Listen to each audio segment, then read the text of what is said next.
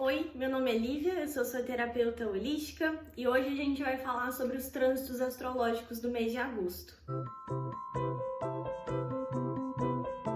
De uma forma geral, a gente pode dizer que o mês de agosto não vai ser tão movimentado, né? Vão ter poucos trânsitos astrológicos intensos nesse mês e eu acho que isso é ótimo porque vai dar um descanso pra gente dos meses anteriores que a gente teve aí de muitos posicionamentos em câncer, de eclipse, de retrogradação. Tudo bem que a gente vai passar o mês de agosto todo com Júpiter retrógrado, trazendo aí uma evolução espiritual, um despertar de consciência bem forte aí para algumas pessoas, dependendo de como esse posicionamento vai afetar o seu mapa astral. Para saber mais sobre esse Júpiter retrógrado, é só olhar a análise astrológica do mês passado, de julho.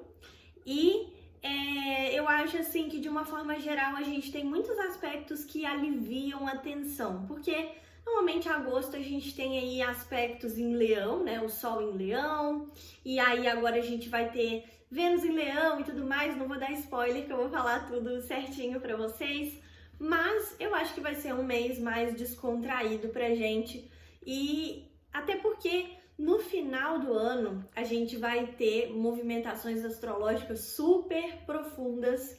Então, acho que, como eu falei, agosto vai ser, de certa forma, um descanso. Então, a gente começa o mês de agosto no dia 4 com Mercúrio entrando em Virgem, saindo de Leão, entrando em Virgem.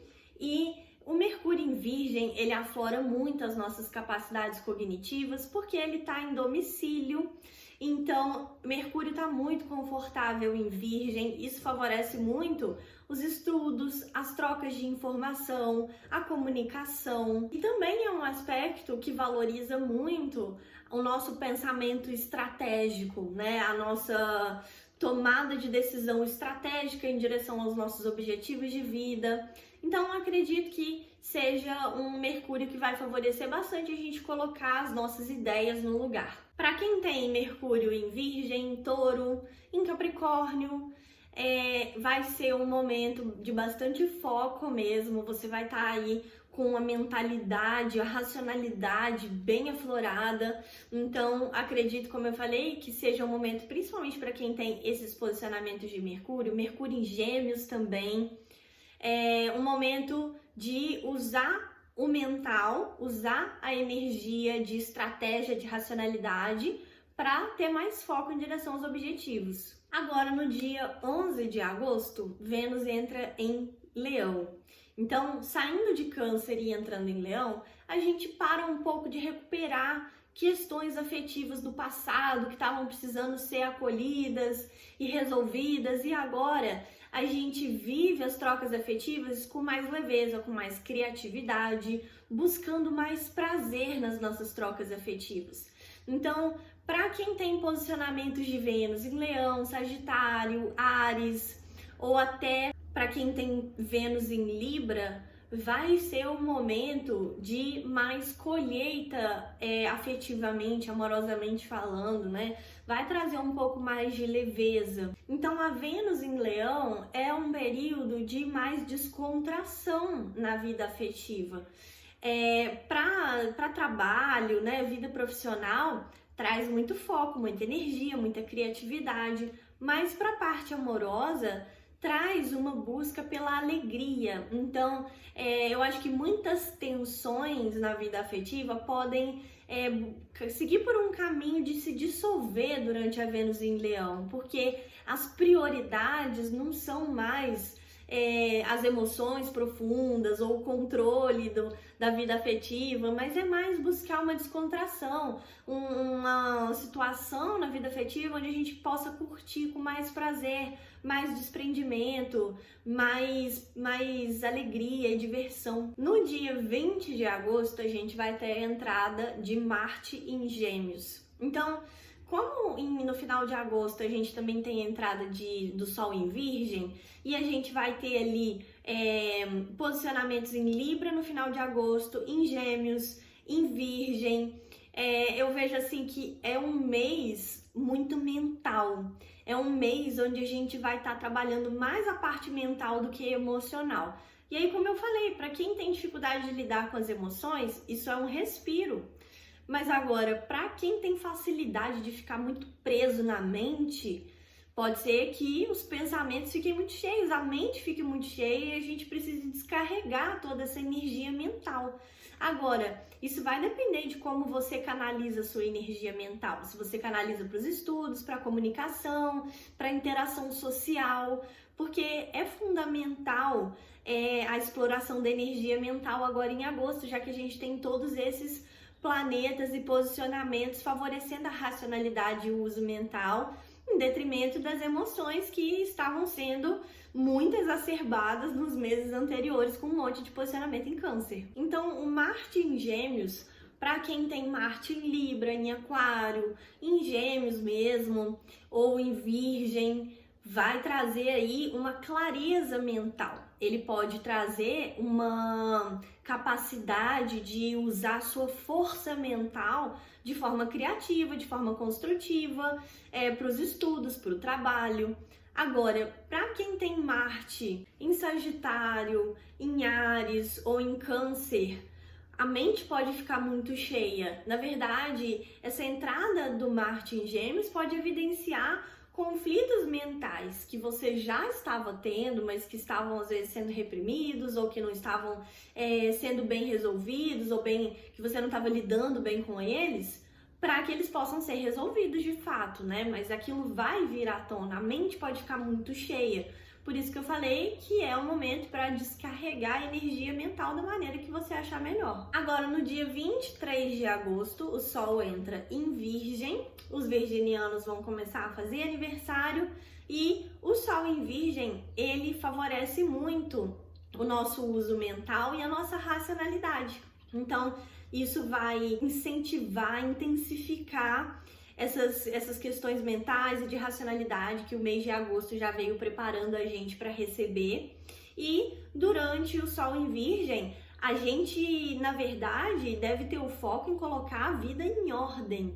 É um Sol para colocar ordem na bagunça. Então, o Sol em Leão, ele tá muito preocupado em se divertir, em curtir a vida, não tá muito preocupado em organização, em colocar as coisas no lugar.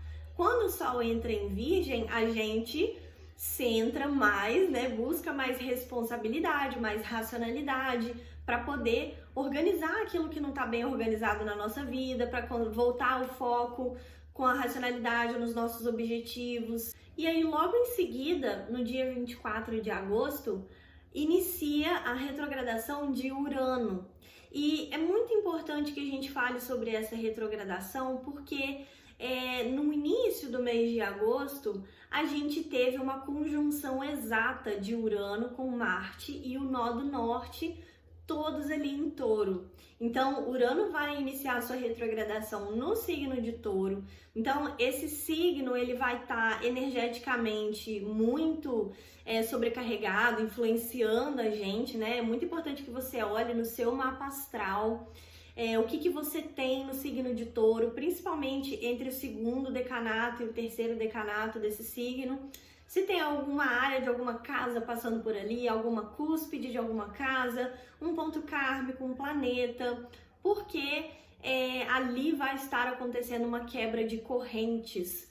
Então, essa conjunção que aconteceu no início de agosto, ela vai iniciar um processo de quebra de correntes na nossa vida. É uma conjunção bem rara de acontecer, Urano com Marte não se encontram sempre, né? Ainda mais com o nó do norte, que é um ponto kármico de libertação. Então, a gente pode dizer que essa conjunção, ela traz pra gente o aparecimento de movimento onde estava estagnado na nossa vida, porque Touro não é um signo que quer muito movimento. A verdade é que ele quer estabilidade, ele quer ficar ali paradinho. É um signo fixo. E com esses planetas, Marte, que é o planeta do conflito, Urano, que é o planeta da revolução, se encontrando juntos ali no signo da estabilidade, a gente vê que aonde estava tendo estabilidade na sua vida, vai vir conflito, vai vir algo para mexer, para trazer movimento. E esse movimento, ele é fundamental para que libertações aconteçam na nossa vida, para que a gente se liberte de correntes que estavam prendendo a gente no nosso desenvolvimento, para que a gente se liberte de uma série de coisas que estavam travando a nossa prosperidade também.